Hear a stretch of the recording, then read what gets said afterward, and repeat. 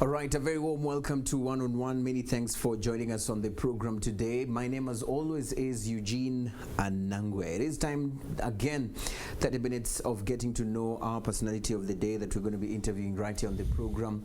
Plus, of course, we know that we talk to people who shape the news agenda in Rwanda. And my guest today is none other than Asiimwe, a friend of the media and also a friend of Contact FM. I don't know if things have changed so far. Welcome to One on One. Thank you so much, Eugene. I don't think I'm a friend of the media. I think I am a full participant of the media. You're a full participant of the media. How do you explain that? That I'm a journalist. And I run a media organization, so that means that I am a full, active member of the media. Right. Yeah. So, and this is definitely part of what we're going to talk about right here. And this is the management of RBA, formerly Oranfor. And many people have had questions, people have had concerns, people have had expectations at the same time. From the days when it was called Oranfor, and today the transformation process. And you are the person who was picked to spearhead this transition or this change. So far, if you look back and look at what you've been able to achieve today, what track record do you think, if you were to leave right now, people would remember you for? I think that's a very tough question because the transformation of an institution is not a process that just takes one day. It's a gradual process. And for an institution that has been there for quite some time, it's almost 50 years now, transforming it and turning it to a modern corporate institution is not really a simple thing. But I think I would say we have set in place the basics, the basics of basically running an institution as a corporate institution, and running under corporate principles, corporate governance principles. And giving it a new look and giving it a fresh mandate and setting it on the course of attaining its mandate, which is becoming a true, respected public broadcaster. And I think we've put in place all the basics that sets it on the course of becoming a professional, credible, and respected public broadcaster. Because when you talk of public broadcaster, there's a name that has been always associated with this institution, that is the state-run media. And how practical will this be from being a state-run into a public media house? I think it all goes to do with independence. Independence in terms of how we operate. In terms of our financial autonomy, in terms of editorial autonomy, in terms of things like, recruitment or management autonomy. And when we look at our editorial autonomy, we look at ourselves as more of a bridge. We bring together the population, the ordinary person, and the government by doing one simple thing. We ensure that whatever government has in the plan for the population gets or reaches the population. But also go back to the population and see whether these policies and plans of government have an impact on their lives and if they're transforming their lives. So we sort of have, we see ourselves as more of a bridge that brings together initiatives, programs, policies that government is designing, bring them to the Muturaje, but also look at how the lives of the Muturaje are being changed or transformed by these policies. Those who are critics or those who normally write mostly about an institution like the one you run, they always say the government mouthpiece. That is, of course, that is the usual rhetoric. You can never run away from it. But being independent does not mean that you run away from talking about what government is doing. And for us as a public broadcaster, that's a huge mandate. If there's a program that is supposed to be improving the lives of people, that is coming from a sector like agriculture or education or health, we need to say that. We need to be telling our audiences about these very important programs that the government has designed. But also, like I said, we need to go back and say these programs of, say, agriculture or health, are they having an impact on life, on the lives of the people? And if they're not having an impact, we also raise it so that government sees what's happening. So for us, we're a go-between. We're a neutral force that serves both ends. So how are you then able to shake off and say, you know what, we want to shake off from that rhetoric that you just say that we may not be able to run away from, of being termed as a government mouthpiece, and being able to authoritatively criticize if there's any policy that is not working well with the people, authoritatively come out and say that leader X is not performing as per the required standards, as per what he's supposed to be doing. How far, or where do you draw the line when it comes to these issues? I think it's not an issue of even drawing the line. It's an issue of facts. I mean, if leader X is not performing and you have evidence, credible evidence, there's nobody that stops us from saying that. And my team at RBA has very clear instructions that if things are not going well, we're not there to just sugarcoat things. We're there to also expose what's not going well within different sectors, but also there to show the good initiatives that government is also doing that have an impact on the lives of people. So for me, there's no drawing a limit or having no-go zones. It's a matter of you have your facts right, you have your story right, you've done your investigation, you have credible evidence, and then you're able to write about it, to talk about it in a talk show, whatever it is, whatever programming we have. So there are no limitations that we see on our side. Right. Those are the issues. But what about personalities? And I think that's a problem. Of course, this country, we hugely have a problem of capacities. Yes. I mean, it's very few journalists who are going to go and have a one-on-one interview with a government official and pin a government official, and be a smart and outstanding journalist, the few that we have here. But we're trying to build our own internal capacities. We're trying to raise fresh blood, looking out for good talent and hiring it at whatever cost. It's not something that will happen suddenly. It is also something that will take one some step time. at a time. But I think the process is on and it's doing very well. On the issue of being fair and objective and telling the story from both sides of the coin, that's another challenge that probably your institution has, to prove to the people that indeed we are not just there to sugarcoat, as you say, that you're not doing. When it comes to different personalities, those who have been branded as the enemies of the state or the opposition, the people who say that some of these people cannot be able to make it to be on the national broadcaster. How true is this? That's wrong. Of course, I will not give platform to an enemy of the state. I will not give platform to an enemy of a declared enemy of the state, because my job is not to fight government. My job is to help government implement its very good policies and plans that it has for the population. But in terms of opposition, I think we are lucky here. We have, for example, we have what we call the Political Party Forum. Whatever political organization that is part of that platform, it has an equal access to our programming and our broadcast as RBA. There's nobody who is registered and there's no legitimate registered political party in this country that will not be given a platform on our platform.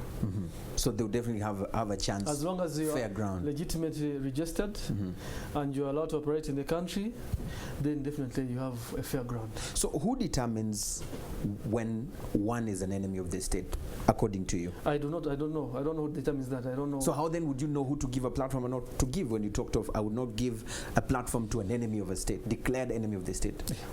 But I think some of these things are already public knowledge. I will not give a platform to FDR because it's an enemy of the state, and we know the agenda of the FDR, and the people that work with the FDR. So whoever works with that category of people, I will definitely not give a platform, because my job is not to destroy what we have already built. My job is to add on to what has been built already, to make this country a better country.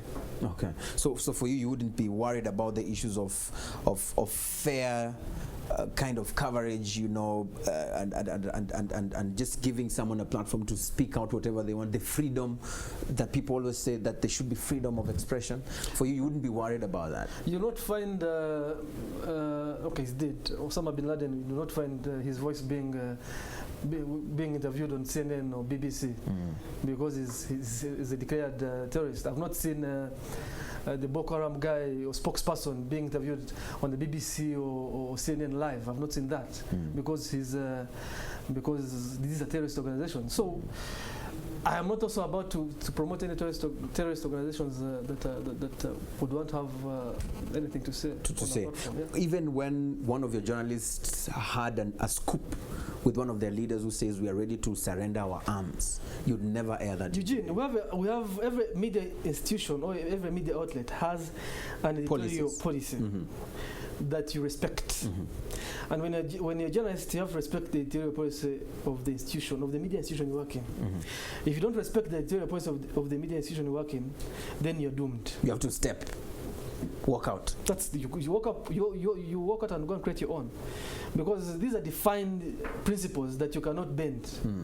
So if you are not satisfied with an editorial policy that a certain media outlet has, then you're as good as not being there. You cannot survive. This is a principle in journalism that we all respect. Okay. Yeah. So let's talk of Arthur Asiimwe, who was now a spectator, a viewer, which I know you still are, because you also need to watch and see how your station is going. I mean, whatever institution you're managing is doing. But before you took the helm, I mean, before you took the position you're in today, when you're watching Rwanda TV and the RN4 way of doing things during those times, what were those key things that you said, if I had a chance to go in here, these are the priority issues or areas that I would love to be transformed, to be changed immediately? What were those areas?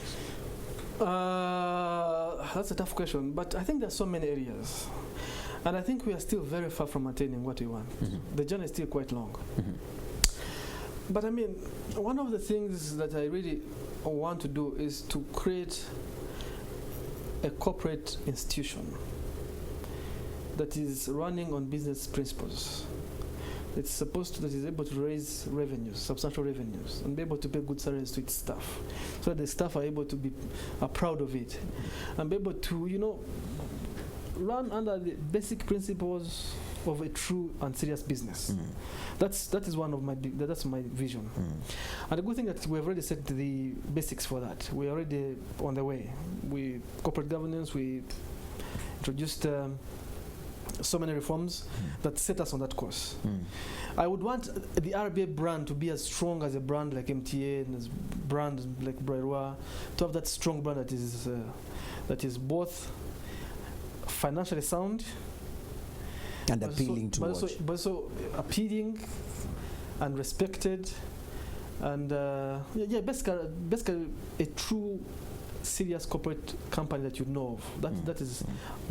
That's my biggest vision for RBA. So this is what was missing those times when you were watching before you took over. You see, everything's about how serious are you to, the problem that we've had with the media in this country is nothing apart from running it as business.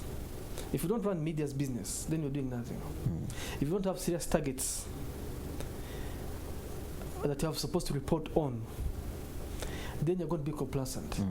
Because if you have strong financial targets, you're compelled to put on some very good content that's going to attract advertisers and be able to make money. For me, I don't think you have some shallow-minded people talk about press freedom as an issue in this country. There's nothing. The issue is running as a business. The issue is not anything to do with the press freedom. The issue is taking media as a business, as equally important as any sector, mining, agriculture, whatever, name it.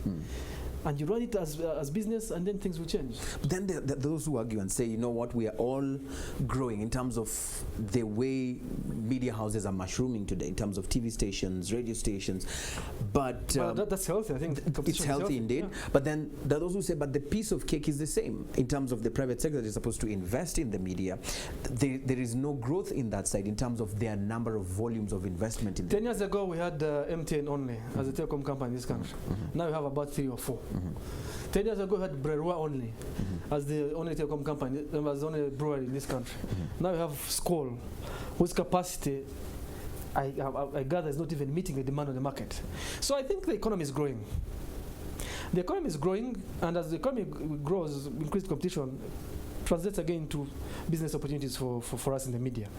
So whoever survives is a person who's supposed to be very creative and smart enough and innovative and having that vision, being able to attract a big audience, being able to have very good products on your platforms, and then you're able to attract advertisers and survive. Whoever is not able to do that, then you will phase out. Because they're saying, indeed, as they become more, there are those who feel like there is monopoly, we're okay. There's no competition anyway. So you find even all these that you're saying that have increased, cut on their media spending budget. And so how do you survive? Maybe this could be your chance to give tips to those who are jumping into the sector. No, but I think I've already said it. I think it's about, first of all, I think it's very good for the audience, because the audience will now have choice. Before, everybody was used to RTV and Radio Rwanda, but now, you know, people they have a variety to choose from. So I think different media outlets are going to have their niche. What defines Contact FM, Contact TV? What differentiates Contact TV and Contact FM from RBA? So you have your market segment that you have to serve. So for us in RBA, we ask ourselves, what defines us? What makes us different from others? Why should someone be able to listen to our national radio as opposed to the commercial radios? What new innovations must we put in to ensure that we maintain this audience? And that, for me, at the end of the day, is first of all good for the audiences, like I said, but also you're able to sell that to advertisers. And you say, you know, listen to me, I have a program called this, that, and it captures this audience which you're and looking for. You need to be part of it. Super. Then, when you look at the aspects of dealing with the team, which we earlier at least touched on, and that was the issue of skilled labor. When you talk of people that you really want to have that are able to carry that dream that you have, or also produce local content, because we're talking also again, how local are we going to be in terms of supporting the local industry and producing and all that? How are you dealing with these issues? I think with the local content, it's very important. It's very sad when people begin watching TV or listening to radio and what they're fed is foreign stuff. I think for me, for the local content, and this is really very, very serious, and this is something that I really want to promote, is that we should be able to buy content from local producers. So if you, Eugene, have a nice a nice drama, and it's well done, it's appealing, it's likely to attract a big audience, I should be able to come and buy it from you. Is this the reality today? Yes, we've done that. We've said that. We have now, I think, taken on 2 dramas on our TV. They're done by private producers. I think I've been engaging for the last 3 weeks. I've been engaging other private producers to just go and produce and sell to me, because I don't think my business is into creating these things. I cannot hire a team of people who are going to run a very nice, entertaining drama series. I will not hire that. That means I have to hire maybe 1,000 people. But if you go and produce it and it's a nice thing, and I say I'm buying the rights, you bring it on my TV platform, I look for advertisers that are going to be associated with it. I'm able to make my money that I need. I'm able to put on TV and write content that is needed. But I'm also able to promote an industry that's supposed to be developing, which is the content producers. And seriously, this we have been lacking compared to other people in the region. We do not have people who are investing in content. And for me, as long as the content is appealing, you will go for it. And as long as the content meets our standards, this is something that I'm ready to buy. So moving forward then, at the end of the day, because there are those who are saying that, you know what, this financial autonomy, which you also touched on earlier on, is not going to be easy for you to deal with, because when you have someone who has been used to being given all the time, it becomes very hard for them to shake off, wean off, and then start feeding themselves. Oh, my friend, that is misperception. Whenever I go to Parliament to defend our budget, the female members of Parliament there, and you know the biggest percentage, tell me that if I don't stop breastfeeding, they're going to put pili on the breasts, meaning that I have to start getting your own ways, make my own money.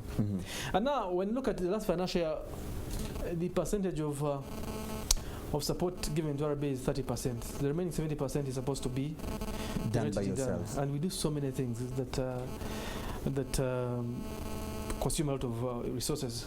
But the most important thing is to have a clear plan, which we so far have. We have a plan that has to be phased out in the next 5 years.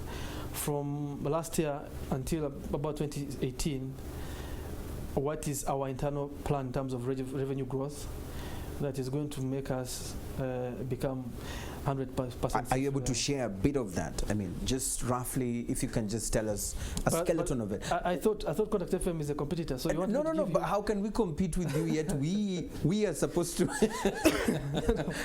No, at the moment we are partners. Huh? No. You're competitors, my friend. You're taking a huge chunk of my market share. So. Right. So basically, just for that taxpayer who really feels that, you know what, I want to be assured that at the end of the day, whatever investment that has been put in there that have at least contributed even little like this is what is going to be the return. No, but let me tell you one thing also, and which is the reality, and I think it's a debate that's across Africa. The fact is that a public broadcaster can never be funded 100% by its own revenue. Because public broadcasters will tend to do some things that are not necessarily income generating. What do I mean? At like times our mandate, yes. Our mandate requires us to, have some programs or some educative programs that are there to assist the ordinary public.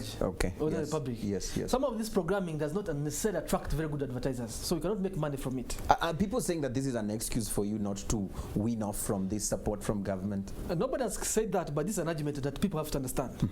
That a public broadcaster, because of the nature of your mandate, some of the programming that you do does not necessarily attract revenues for you. And if you push this public broadcaster to be 100% self-reliant, we might forget that mandate and become fully commercial.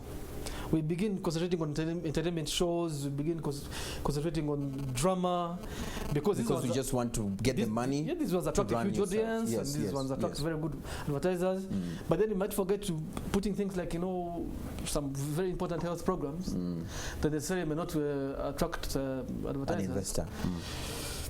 Which is not good at the end of the day. So are they buying this idea? Are they buying this argument? I think so. I think government understands this. I think government understands this, and we've been in discussion, and they fully understand it. And I think going forward, it's going to guide whatever negotiations we have. We have this whole digital migration issue going on, and in our neighboring country like Kenya today, there is a very big tussle going on in there. 3 media houses switched off, complaining, going to court, in and out. For Rwanda, this is something that just happened, and slowly and nicely we're seeing people embracing it. There's no noise. We haven't had any noise out there. I think, how are we settling in as a person who's in there in terms of those who are also distributing the signal? I've been following the story in Kenya and Uganda. And for me, I think it's just an issue of competition, a fear for competition.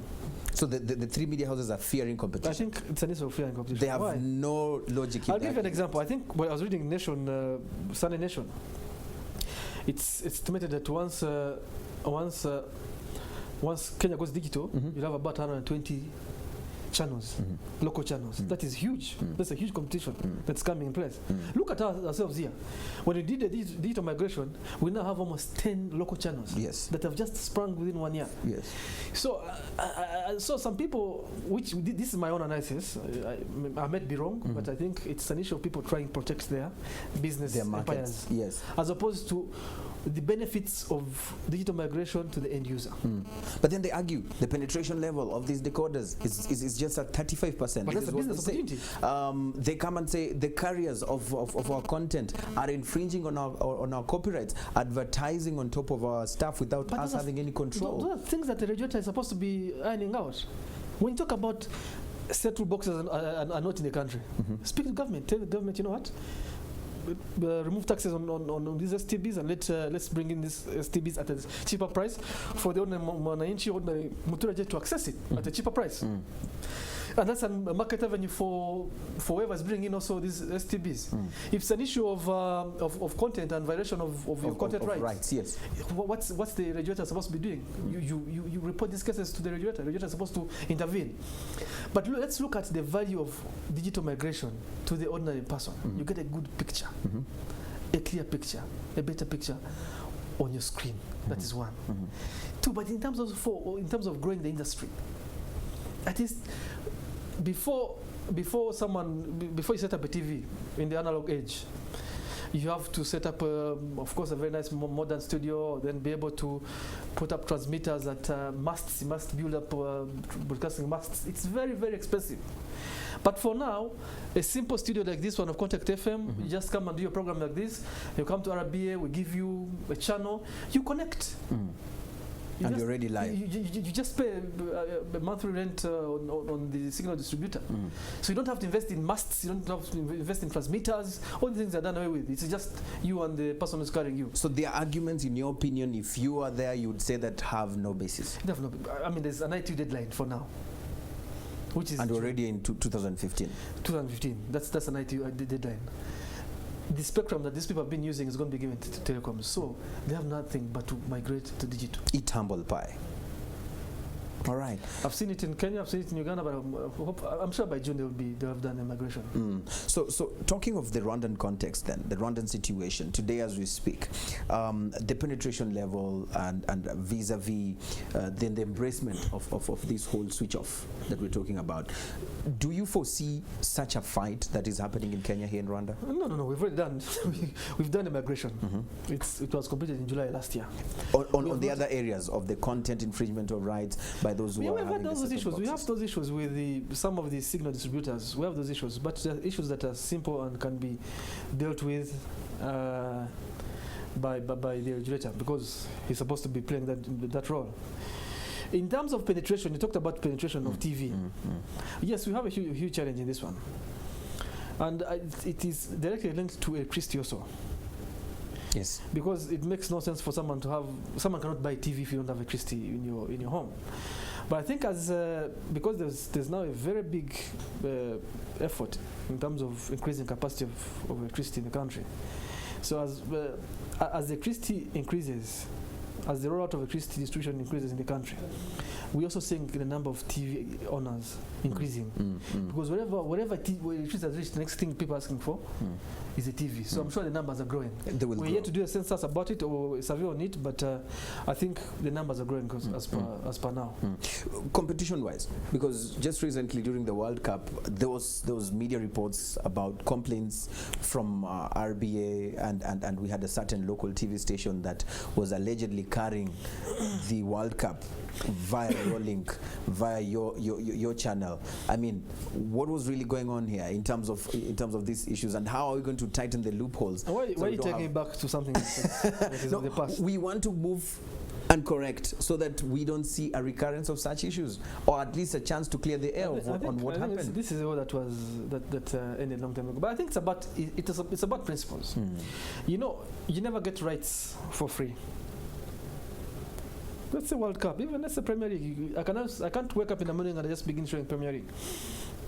I would love to show it. There's a big following. I could tap it from just TV and show it, but I don't have the rights, so I cannot show it because I would be sued and pay a heavy penalty that I can never afford. So even World Cup, you buy the rights. It's never free. The media rights. Media rights are bought from a place that we all know. It's FIFA that sells the rights to African Union broadcasters, and you have to buy them from there. Yes. So each country is given two kinds of rights. By each country, there are two kinds of rights they give. There's what they call free-to-air rights, which are normally given to a public broadcaster, and then the pay TV rights. For Rwanda, the rights are sold to RBA, and then DSTV. As the pay TV platform. So, as a matter of principle, the way the game is played in the industry, you're supposed to abide by the rules. If I've bought the rights, you're supposed to either come and buy them from me, be able to broadcast, or go buy them from from wherever I've bought them from. But you can't just come and say I'm stealing a signal from somewhere and run it. Because this is the man I've used to buy those rights. I have to recoup it. Yes, that's the time for me to be able to monopolize on on the market and be able to attract advertisers because they want World Cup, because the World Cup is being shown by someone, and recoup my investment. So when someone just comes and spoils such a thing, it is not only illegal, but is kills your business. It's a very bad.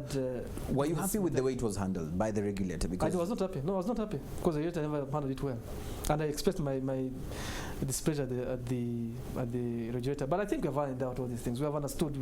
It was a start. It was. So you forgive people never knew about these rights, and I think that's why we never saw it happening again at the Africa Cup of Nations. I failed to get the rights, by the way, because they were way too expensive. And if I went that, I said no, I don't need to waste all this money on this. And I'm sure also I didn't see any local TV bearing it because none of them had the rights. Sure. Rights are rights that must be respected. So in conclusion, do you feel worried with the way certain media houses, like the TVs that are coming up, some of them are using barely even sometimes nothing, no costs at all. They just decide to do things in a very local way. And at the end of the day, you find that there are so many corporate companies that want to associate with them with that. And you're there investing all this in terms of the people, the personalities, and the equipment. And you find yourself competing with them for the same client. How does that make you feel? I think for us, because we're a big media outlet, I think we're the biggest. I'm not... Don't. Okay, it's fine. For now, I'll take that. I think our job is to really be the people who are setting the pace. Pace setters. The pace setters. Set the pace, and then others should be looking at you and seeing what you're doing. I think we should be the people showing the way. The rest, you show the way. How is this supposed to be done? If it is programming, what kind of programming should be good for TV? If it's business looking for advertisement, how should it be done? If it is what I was talking about, running a corporate business, a serious business, running a media as a business, wow, how would it be done? So, for me, my job in that is to make sure that let them. We set the course, and people should be seeing how things are supposed to be done, not going and fighting and saying. Supposed to be doing this, supposed to be doing that. Okay. That would be so petty. I have some good and bad news for you because a new pace setter is coming. Like I said, competition is healthy. Competition is healthy. Yeah. Thank you so much, Arthur Asiimwe, for being with us on One-on-One. Thank you so much for hosting me. Asante sana. There you have it. One-on-One with Arthur Asiimwe himself. Talked to us about the pace and the journey towards transforming Rwanda Broadcasting Agency into what it is today, and of course the future plans. You've heard it yourself. Now it's your time to judge what you will watch and of course what you think about what he said right here on the program. More interviews just like this and even better coming your way right here on One-on-One. My name is Eugene Anangwe. Goodbye.